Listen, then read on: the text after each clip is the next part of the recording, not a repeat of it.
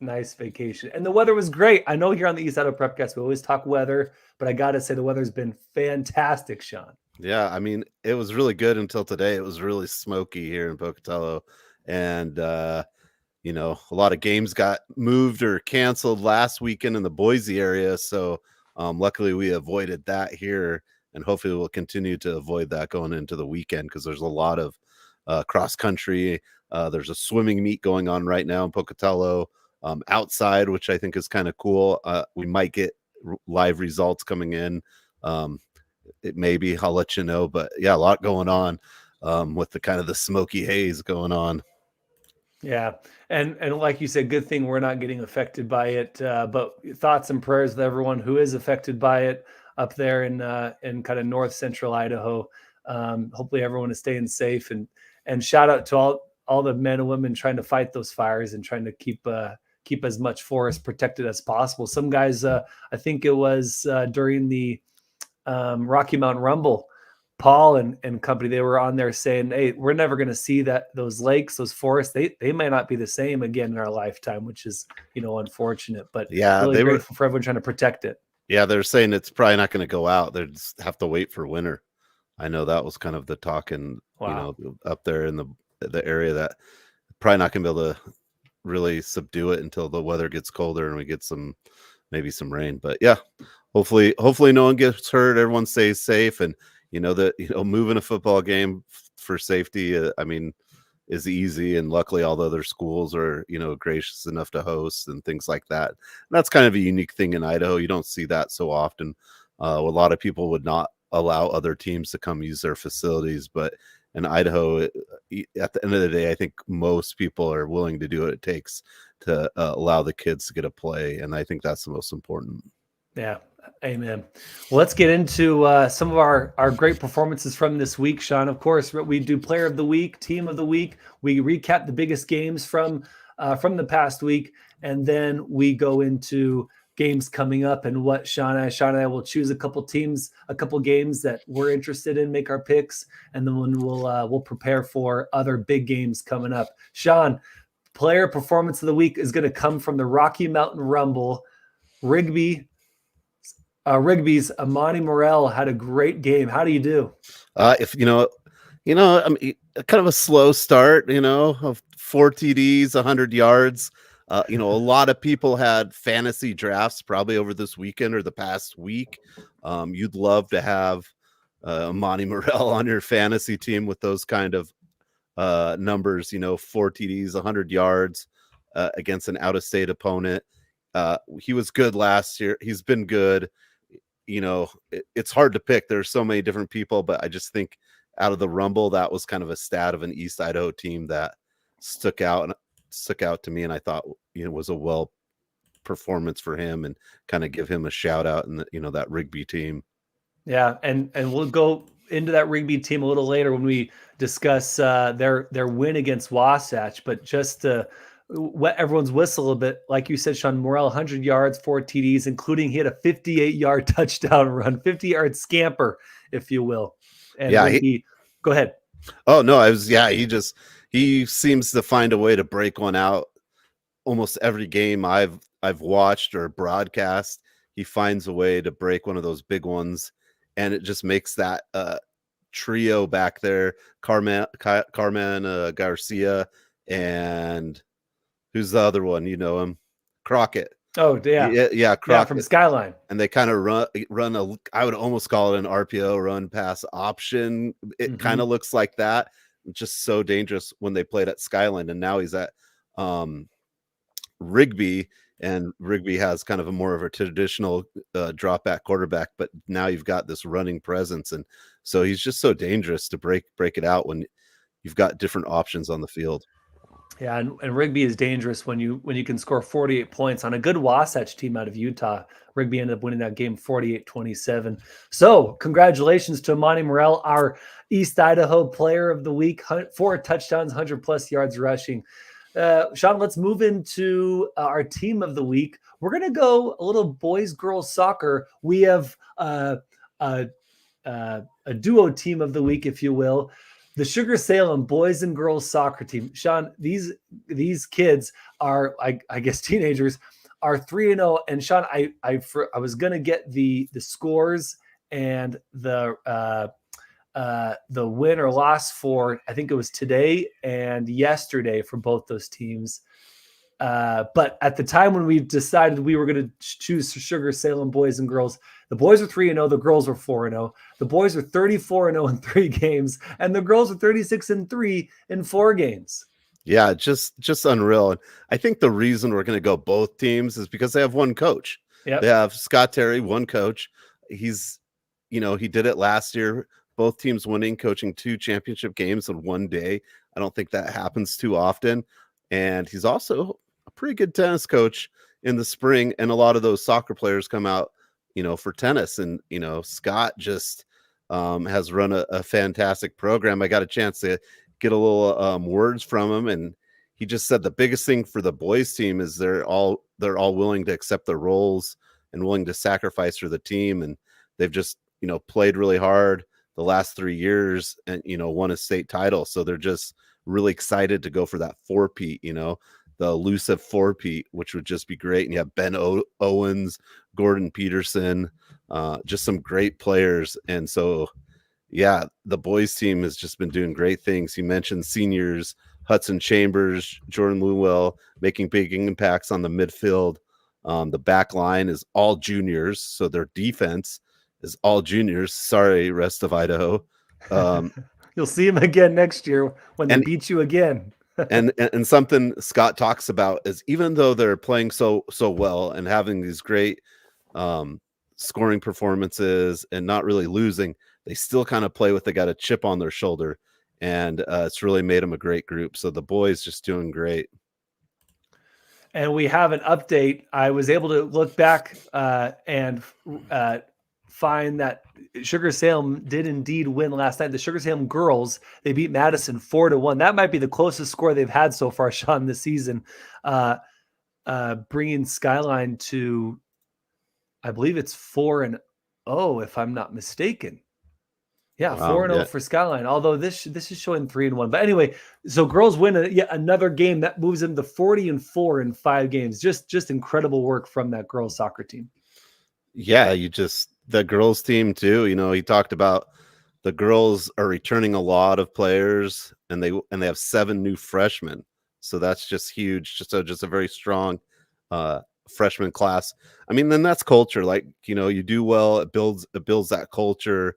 And just some great players. Addie Peterson, I believe she also plays basketball really well too, is really good. They returned to the front line from state last year, and just a great game. They've faced some quality teams in their first 4 games of the season, and they've just been really, really tight-knit group and have a willingness to go above and beyond to help the team be successful, was his quote, and they just have a great opportunity to defend their title too. So having 2 teams back in the saddle to defend the title is just a phenomenal task and job by Scott Terry. Yeah.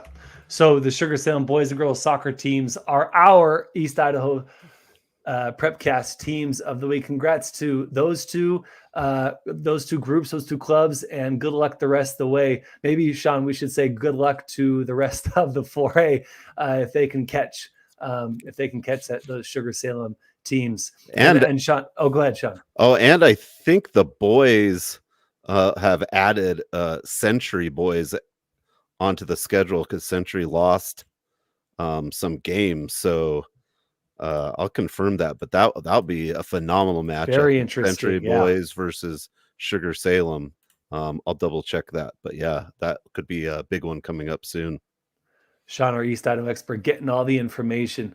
All right, Sean, that's head coach Scott Terry's crew. Let's move on and recap the biggest games from last week. Let's start with football. Sean, let's go right into our picks, man. Yeah.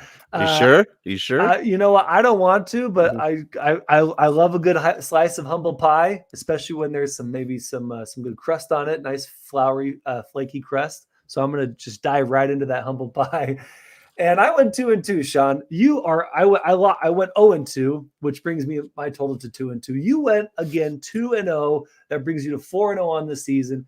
Sean, you got me. Aberdeen, American Falls fell to Aberdeen 20-18, and then Westside fell to, or excuse me, Firth fell to Westside 33-19. Yeah, and I mean 20-18. I don't think it's been that close in this rivalry game. It was so close and long time. But I mean, we can replay the tape. But I said Ortiz was going to be the difference, and he was. Yep. 15-yard touchdown pass with 50 seconds to go was the game difference by Lupe Ortiz, and that in my gut, that was my feeling would be the difference. But you have to give credit to American Falls. I mean, they've 100% haven't been as competitive for the last few years, but to be that close against their big rival, like I said, you can throw a stone from American Falls and hit Aberdeen, but unfortunately the stone didn't quite make it there this time. No, and American Falls, let's continue to shout them out before we praise Aberdeen some more. Zach Grigg, Sean, had 100+ yards rushing, 2 touchdowns, and then American Falls Kalen Hernandez 78-yard touchdown catch in the fourth quarter.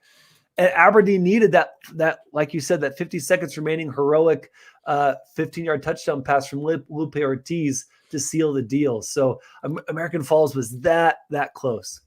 Yeah, just a phenomenal game, and it normally is. And again, I've done this game at Aberdeen, and this time it was in American Falls, but it's just a great atmosphere. So the fans were in for a treat, and they got it. And whatever the price was to get in, it was totally worth it down there in the valley.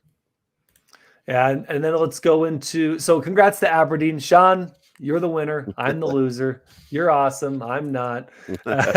And yeah, congrats to Aberdeen for getting that 2-point win. Hey, while we're let's take a second and let's shout out our friend Sam Buffington, who's having a nice wave, saying hello. Hey, Sam, from I believe North Idaho, doing his work out there. Appreciate all of Sam's help in with prep sports. Shout out Sam Buffington. Sean, let's go into our other game, which I also picked incorrectly. This one was not as close. Westside defeating Firth 33-19. You chose Westside. I chose Firth.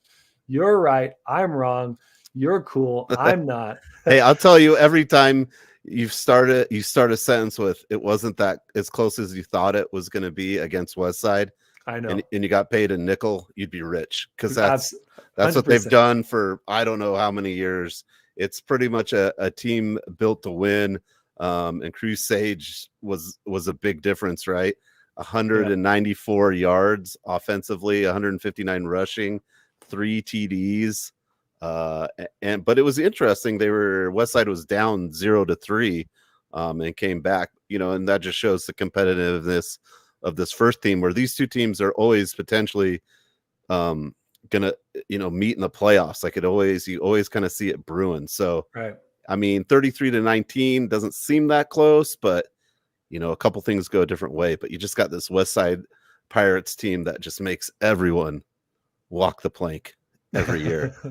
I love it. And look, Firth scored 19 points on a very stingy Westside defense that, like you say, is consistently churning out great defensive teams. You also mentioned they were down 13-0. Let me find that stat. Yeah, Westside rallied from an early 13-0 deficit. It was early in I believe it was late first, early second quarter. But yeah, Westside does what Westside does, and they made Firth, like you said, walk the plank. So that puts Westside 1-0 on the season, Firth 1-1. I really liked Firth in that game just because they had a game under the belt. They had a lot of seniors. I just thought with that, maybe they could, kind of get over the hump, that Westside hump. But they couldn't. Westside continues to be dominant, and Sean picks it correctly. So Sean is 4-0 on the season. I am 2-2, but I will get it back, everybody. Don't you worry. Yep, that's what Ryan Skaggs said. But anyways, I wish Ryan Skaggs was on here. He'll comment later. yeah, right. And we got a comment here from Tim Belknap, Uncle Tim, saying both tough teams. Expect to see them both in the playoffs. So echoing what you said, Sean. Yeah, you do, and they always. It seems like they always play each other early in the season, and depends how it goes. A couple of years ago, it was like a 1-point win by West Side, and they become instant classics. And this one, the score at the end isn't there, but obviously, West Side being down and coming back, it was still a really good game of football. So you're definitely going to see these teams later in the postseason. It's not that bold of a prediction. Yeah. No, I like that. And look, the Vasquez family, Darrell and I believe that's his. Well, it's some cousin, something like that. Yeah, they will be ready for that. So shout out Tim, thanks for that comment. Keep the comments coming, folks. Let us know what we're getting right. Especially Sean. Let Sean know what he's getting right, and you can make fun of me for all of my terrible picks. Let's keep it going, Sean. Pokey played Skyview on, I believe that was Thursday. Last Thursday, Pokey played Skyview the day after last week's podcast. And Sean, they had to race a 9-point deficit in the final 6 minutes to get the victory. Yeah, and so going into the start of the season, Coach David Spillett didn't really confirm who was going to be the quarterback. I think it was either going to be Hunter May or Tavin Williams. And in this game, it looks like Hunter May was directing traffic, but also, the funny thing is, who does he throw to? Tavin Williams, right? It would be the same reversal. If Williams is the quarterback, he's probably throwing to Hunter May. So it's what a great tandem of players to have that you can use either way. But yeah, that's a good game. It was kind of interesting. I was kind of interested to see what Skyview would have after losing to Minico. And then, Pokey lost just an enormous amount of seniors. So, what were they going to have to the table? But when you have a good quarterback and potentially two good quarterbacks, really the sky's the limit. Yeah. And they needed that 50-yard bomb to Tavin Williams to take the lead. That was with 3:07 left. So gutsy play from them to go long from quarterback to quarterback, if you will. And then they needed a touchdown before that. That was a 7-yard touchdown to Cody Collins with 5:41 left. So again, Pokey has to come from behind to beat Skyview. They beat him by 6. But yeah, I wasn't sure what Skyview was going to come out with after they lost that game to Minico. But Minico's good. And then on defense, Pokey sealed the deal when Arden Martinez had that game-clinching interception with 42 seconds left. If you go on Instagram, on Pocatello's Pokey Football's Instagram page, you can see that interception. Really, really nice stretch out as he's going out of bounds to seal the deal. Yeah, defense is what's going to win you games later on in the season. So a good way to start off for the Thunder. Yeah, and Hunter May, 320 yards total, 195 passing, 3 touchdowns, 125 rushing, 1 rushing touchdown. So Hunter May, he does it all. And honestly, Sean, how Hunter May goes, if they can protect him, I think that's how Pokey goes. If he can produce, if they can protect him both in passing and rushing, block for him, I think Pokey will be okay. I don't know, honestly, how many weapons they will have as the season progresses. If Hunter May gets hurt, not sure what else they can do there. Yeah, it'll be interesting to see. Like they lost a lot of people on the line, right? And both defensively and offensively on the line, and how that kind of younger unit mixed with some veterans pans out. I think that's what you're going to have to see as the season goes on. I will say Pokey has a pretty strong test coming up when they play this week. They're going to play Idaho Falls. The week after they play Blackfoot, but then they're going to play Sandpoint on September 20th in Butte, Montana. And I think that will be that's going to be the game. That'll be a game of the week for someone somewhere for sure, because Sandpoint's got a high ceiling right now. They're ranked, and Pocatello is kind of on the edge of being ranked as of last year. So that will be a big game to happen there in Butte, Montana. Yeah, let's do a quick recap of some more of these games that were interesting to us, Sean. Blackfoot beat Preston 34-28. Blackfoot snapped a 10-game losing streak that dated back to 2022. So that the new head coach Josh Stewart for Blackfoot definitely had a nice debut and kind of got his feet wet. Of course, he was at Declo prior to this, but nice first win for Blackfoot to break that losing streak and to give their new coach his inaugural game and his inaugural win. Yeah, I mean, Blackfoot didn't win a game last year, and so to start the season off with a win, just a phenomenal job. I think that's what it takes. It takes just to get a win here or there. to kind of get the ball rolling from a pretty prestigious kind of program in Blackfoot. They're always really strong, had a couple bad years, but really back at it. Yeah. And then on the flip side of that, Sean, unfortunately, and you were at this game on Friday night, broadcasting that for IdahoSports.com. It was the Gate City game night. Burley defeated Century, blanked them, shut them out 33-0. So Century continues their losing streak at 11. That does also date back to 2022. Yeah, and Coach Cameron Anderson from Burley told me that they have 20 or 15 guys that are subpower 540s. So they're fast. And that's what you see on the field is Burley super fast. Now the score is a little deceiving in my books just because Century was able to hold that lead. It was 0-7 at halftime. Burley only had one touchdown. They had a couple big stands kind of in the red zone, and the Century defense played really well. They just took so many jabs in that first half. Come the second half, the uppercuts were landing on the big bombs, and the big bombs are coming from Mac Jensen, who maybe has the quickest release of any quarterback I've seen. He's going to have a good year, I think, no matter what. He's someone I would keep an eye on, just how well he gets rid of the ball. It just Century never had a chance to sack him.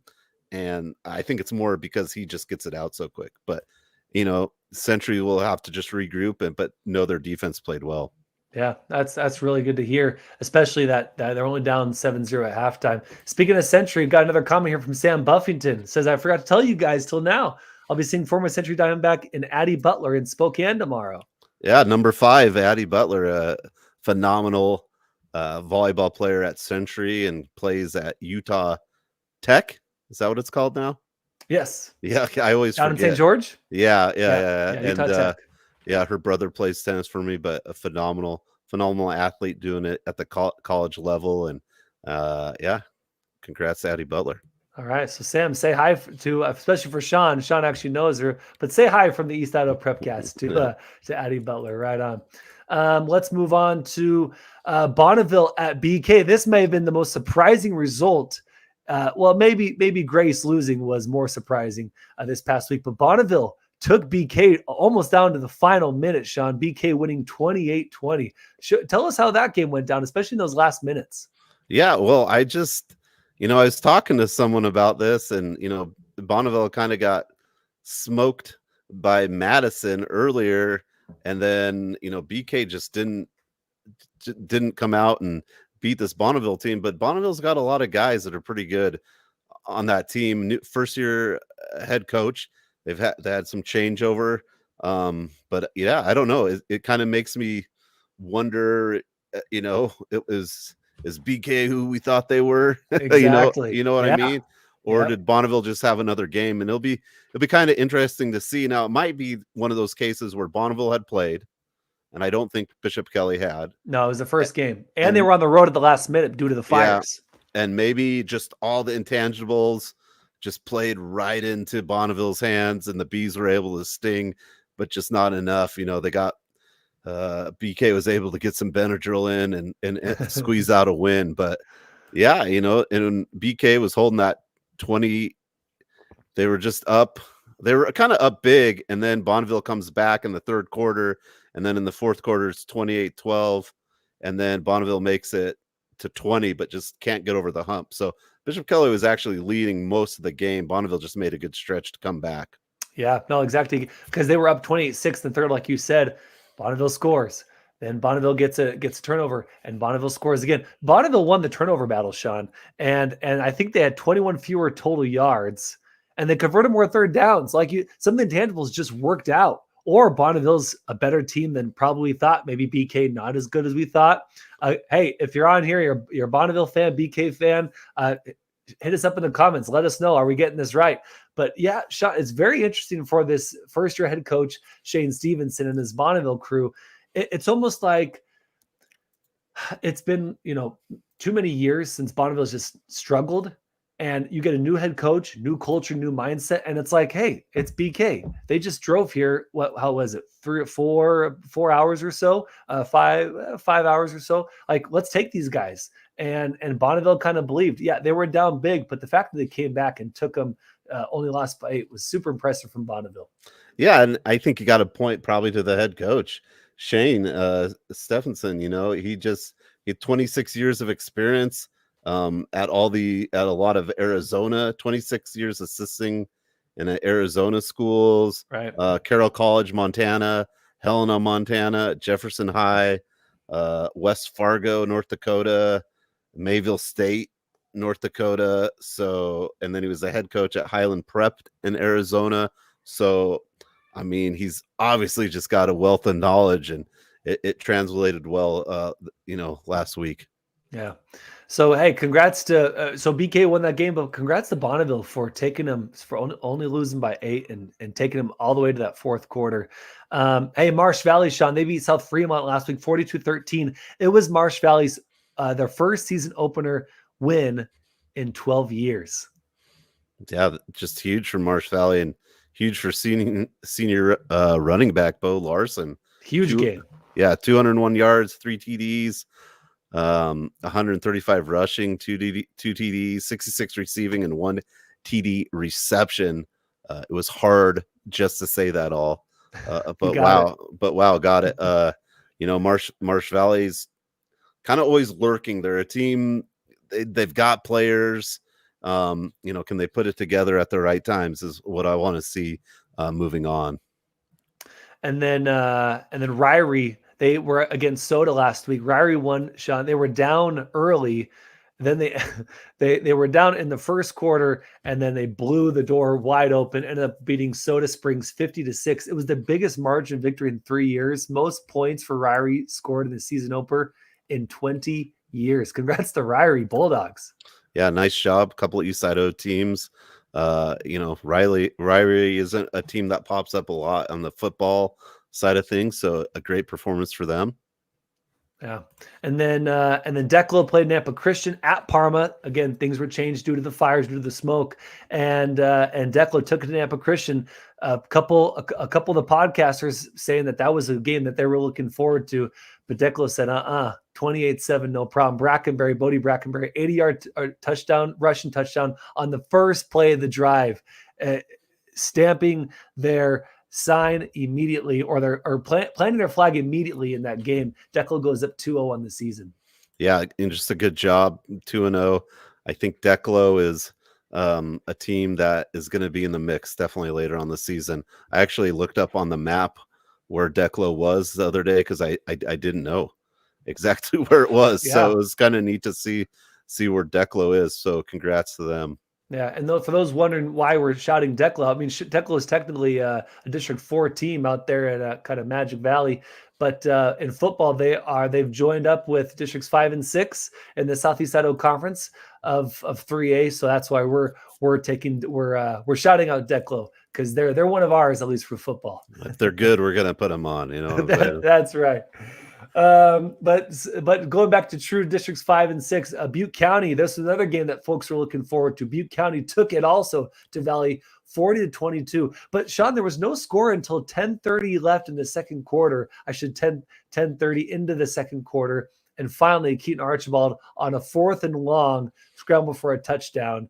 And later on, other stuff happened, but no score until 10:30 was pretty impressive. And the scoring got going, and Butte County ended up winning 40-22. Yeah, and just maybe the best name in football, Razor Duke, 9-yard TD rush. I love Razor Duke. I remember that name from last year. Yeah. It's just a great football name. Razor Duke for a TD, easy to say, but yeah, Butte County's starting the season off well and looking to go back to get that blue trophy this year. And then one of the more surprising games, we kind of already teased this, but Raft River takes it to Grace, winning 56-42. We'll let the eight-man prepcasters really get into that one. But Raft River came from behind, was 36-36, Sean, in the fourth. 26 total points between both teams was scored in the fourth quarter. I love eight-man football, but you don't see that often. And we did Grace's home opener, me and you, Joel, and right. and after watching Grace's defense, it's surprising to me, to be honest. But that's 8-man football. I think if you can figure out how to, get something going with what the defense is presenting to you, you can see these scores go like this, and just very exciting to watch.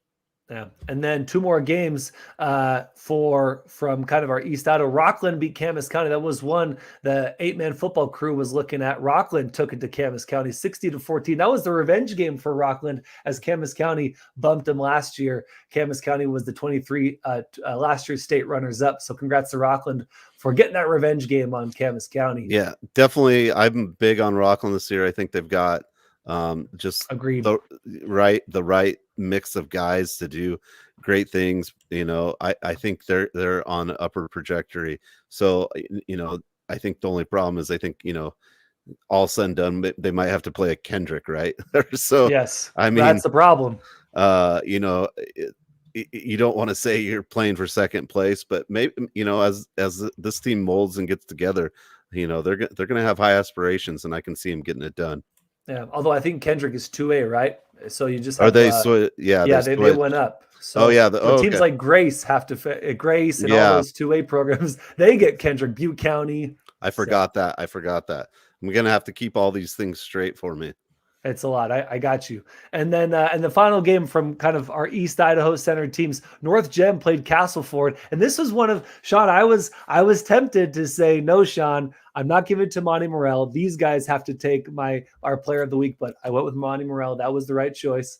But North Gem beat Castleford 52-6. Craig Yost had 206 yards and 4 touchdowns, and then Rusty Hatch for North Gem, 149 yards, 3 touchdowns. Craig Yost, of course, is one of our top 10 running backs for IdahoSports.com. North Gem is 1-0, and they scored 7 touchdowns. Really looking forward to North Gem's season. They started off right, 1-0. Yeah, I mean, that was one of the games on the pick on IdahoSports.com that'll come out tomorrow, where us broadcasters pick our games, and a couple of people are giving me some baloney about, why is everyone so high on North Gem? And the 2 names that come to mind was Craig Yost and Rusty Hatch. Yeah. I mean, that's what kind of brought me there. And yeah, Craig Yost definitely, he gets a shout out for a huge performance this week, carrying that team to a big victory.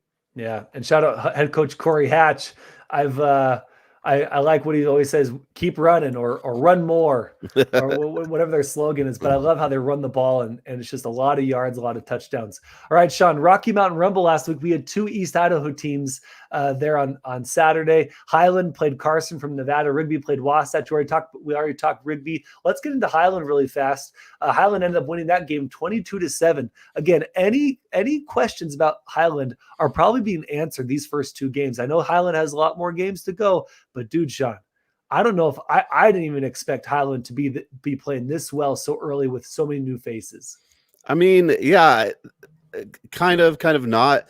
Highland, the Rams are always they run a great program. The players learn through the freshman JV, and they're able to put these guys into positions that they are going to be successful in. I think that's what they do. I don't think they're like, oh, this person has to be a quarterback. I'm thinking like Beckles last year, the transfer from the Thunder to Highland. Right. He wanted to be a running back, but he was more of an edge rusher for the Rams last year, and was just. And he played great. And they're really good at finding the role of what's going to suit that player best, and I think that's what they've done. And also, Carson Bates had that big pick 6, 55 yards that really sealed it, because it was a pretty close game for most of it. But Highland definitely doing Highland things, putting it together. But I think Nick Sorrell, head coach, and they have a great wealth of coaches there, and I think they just do a really good job of finding the player and finding where they are going to play best for them, even if they're supposed to be somewhere else. You know what I mean? I think they do what's best for the team. The Rams do.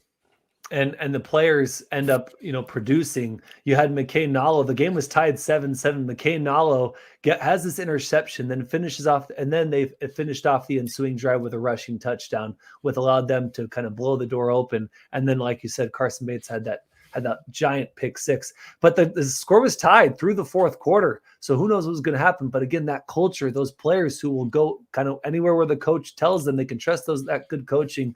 And Highlands ends up winning 22-7. We're going to talk about Rigby and Wasatch. Sean, anything else there that you wanted to highlight from that game?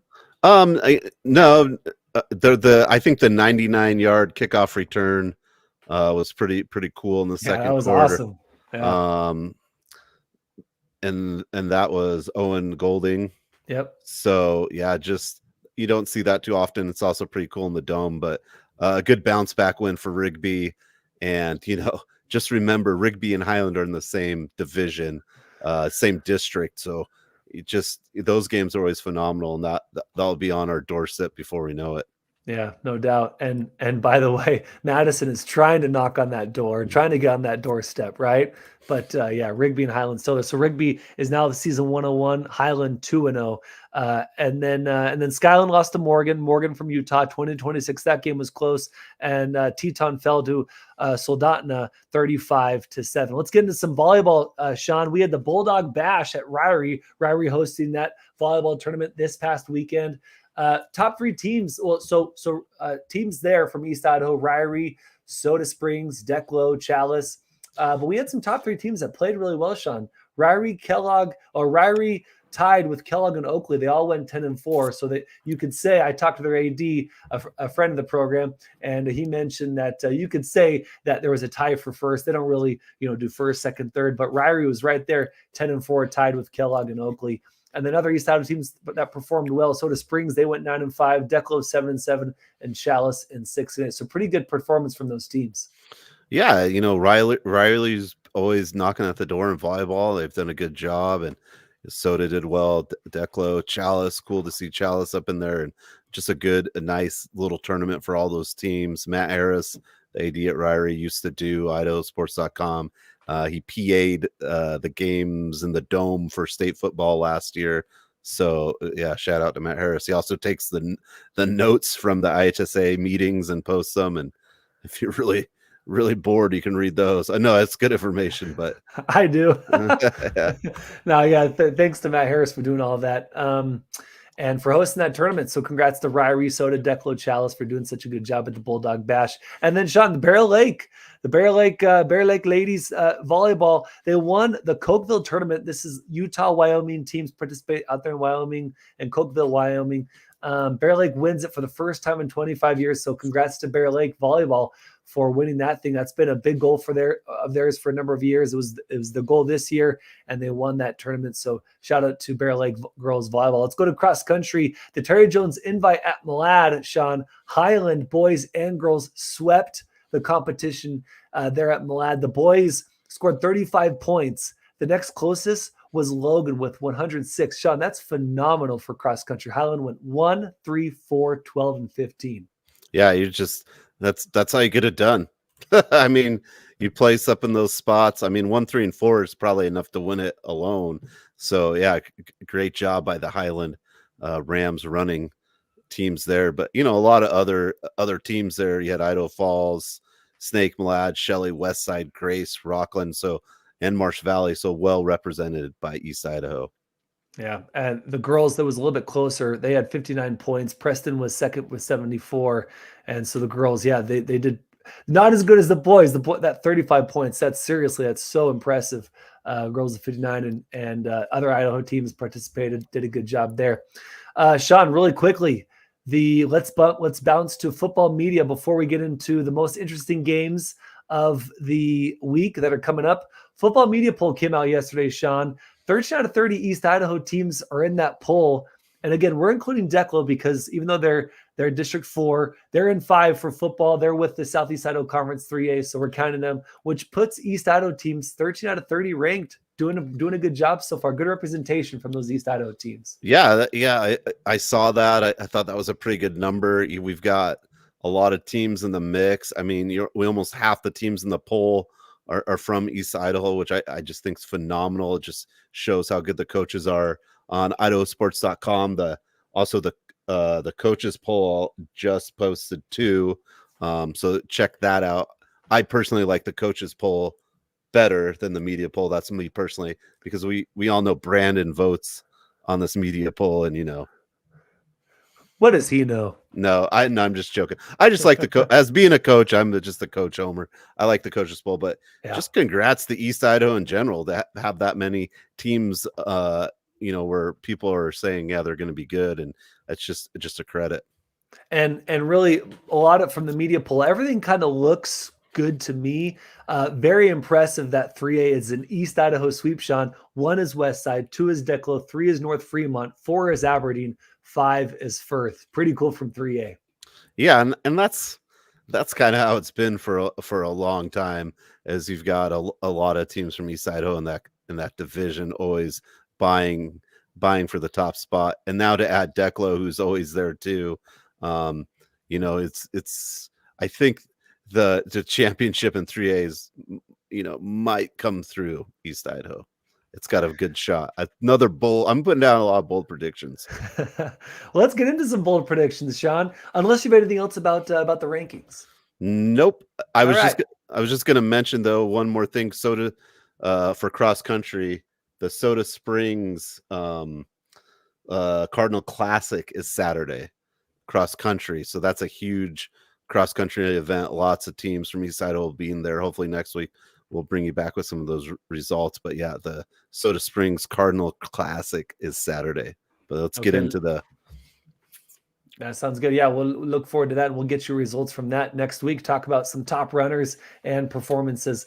Most interesting games and matches coming up. So what Sean and I do, we both pick a game that we're looking forward to, and then we predict the winner. And the other has to pick also a winner from that person's pick. So last week, of course, I picked Aberdeen, American Falls, and Sean picked it was Firth and West Side, and I was wrong. Sean was right on both of those. Let's go into it now. Sean, do you want to pick first? Or do you want me to pick first? We're gonna first do Middleton versus Madison. Yep, go for it. Yeah, I'm gonna go Madison. I've been kind of on a big Madison kick football wise this year. I'm gonna roll with it. I think they have a good chance to win this game. I like this just because Middleton, they just barely squeaked out a victory over Nampa 20-17 last Saturday, and then I guess it's a case of like, is Nampa much better than what we kind of thought, and that's what I don't know, but I'm going to go Madison. Okay, I like it. I'm also going Madison. Last week I had a lot of analysis on my pick. I'm just going East Idaho bias, Sean. It worked for you, so I'm gonna try this week. No, I like Madison a lot.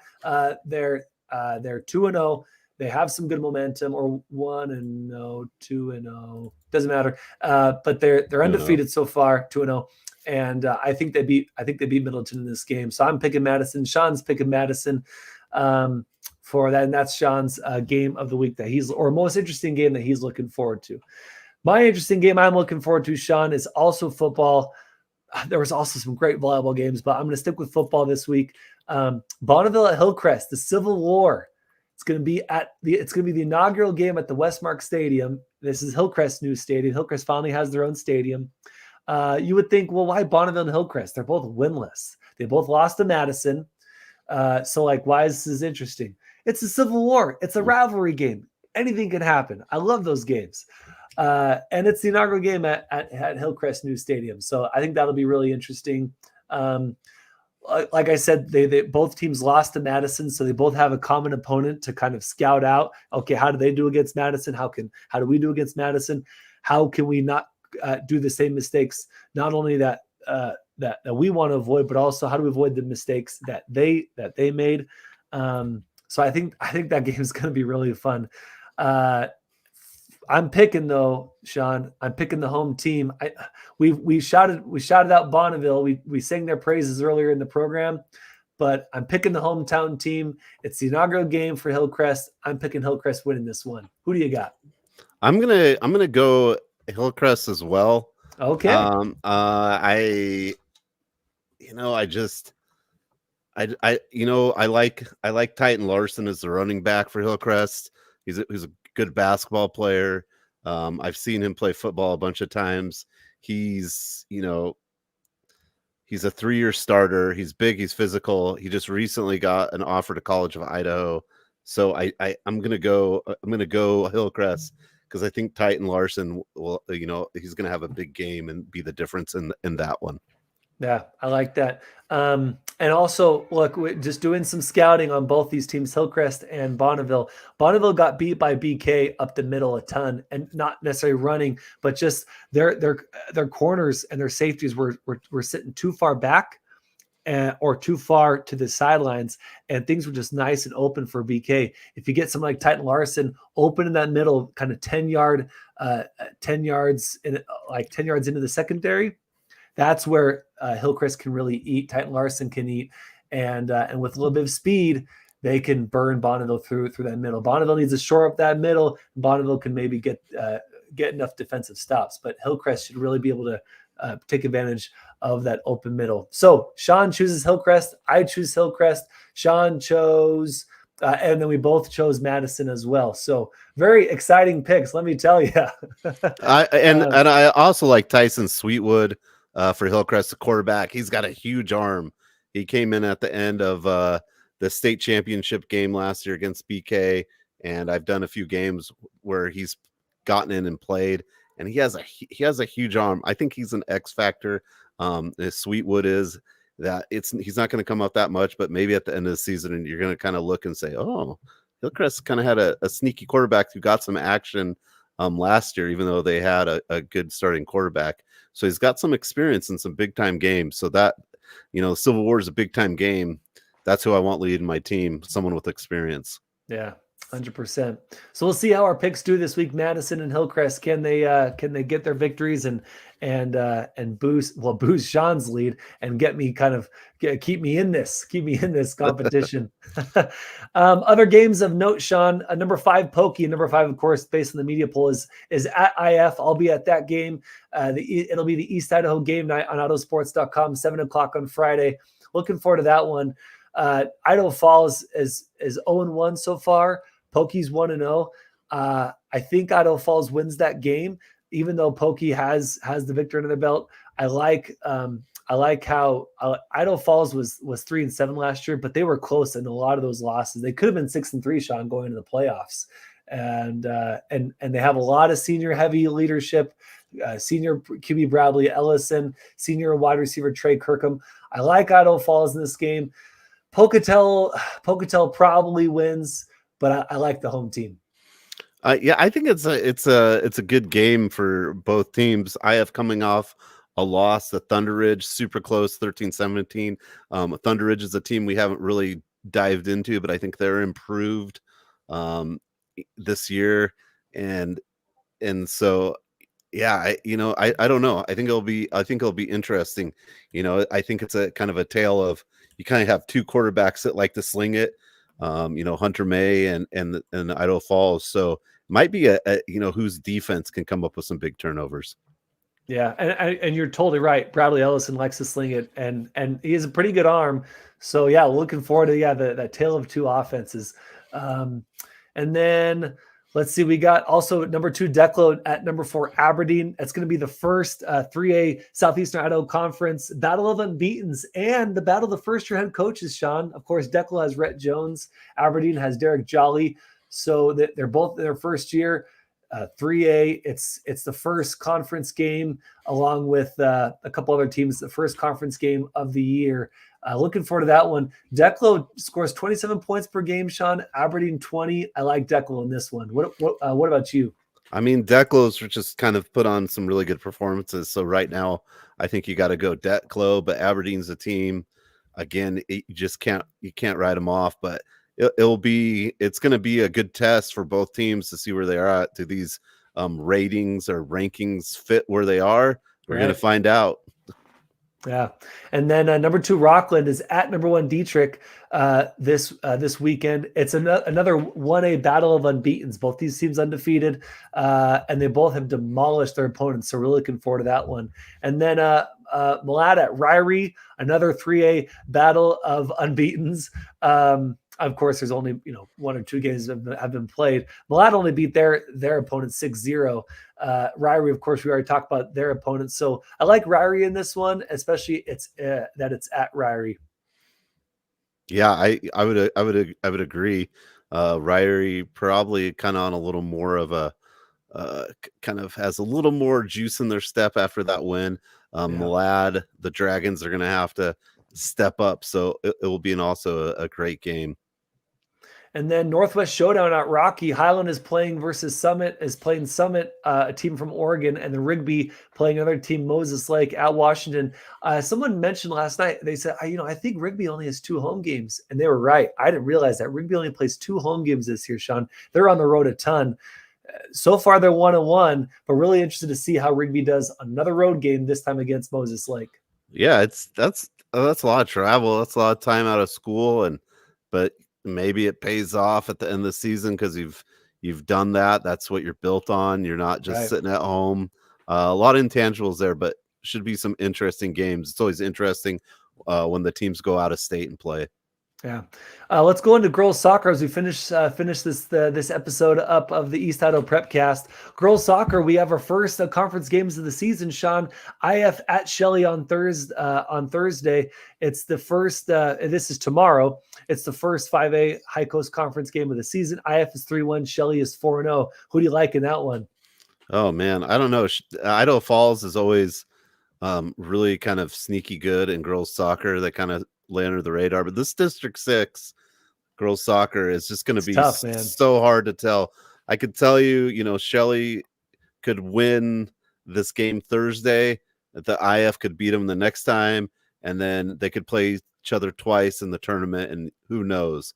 I think it's too early in the season to point out a favorite right now, but definitely Shelley always just finds a way to have some phenomenal girl athletes. Go to their gym, check out all the state banners from dance, cheer, and other girls sports. So I'll lean a little towards Shelley just because I like the potato mascot, but I'm not real certain right now on that.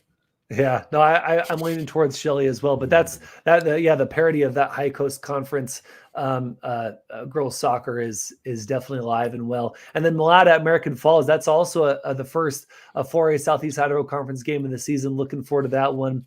Volleyball, Sean, just to finish this off, we have the West Jefferson Invitational. East Idaho participants are going to be Marsh Valley, Aberdeen, Westside, West Jefferson. So we'll have all the results for that one next week. Anyone in there that you're looking at, Sean, at that West Jefferson Invitational? I think Marsh Valley will be really good to see. Westside had kind of a good season last year too. So just kind of see where those teams kind of get some feeding under them and see what happens. It'll be really exciting to see. Yeah. And then I think the most exciting for volleyball this weekend, we got 1A District 5 and 6. That's the Rocky Mountain Conference. They're all playing each other on Saturday. So they've already had one conference game. Mackey beat Ledor 3-0. But then multiple teams this Saturday playing it's at Grace Lutheran, and Water Springs is going to be there. Clark County is going to be there. And then, and it's really interesting to see they all show up at the same location and they play each other, saves on cost, saves on travel, and they all get to kind of watch each other play and kind of size up the competition. So it's pretty exciting for those 3 schools. Yeah, it's like a tournament, but not a tournament, right? Exactly. That Rocky Mountain Conference is gigantic. It's fun. It's fun to have a big conference. I'm a big proponent of big conferences, big districts. And I want to get into that, but yeah, I think it's great, and I think it's just great for the smaller schools to have that ability. I mean, like you said, you get a scout too, right? You get to watch, see what you're up against. So there's a lot of good facets to that.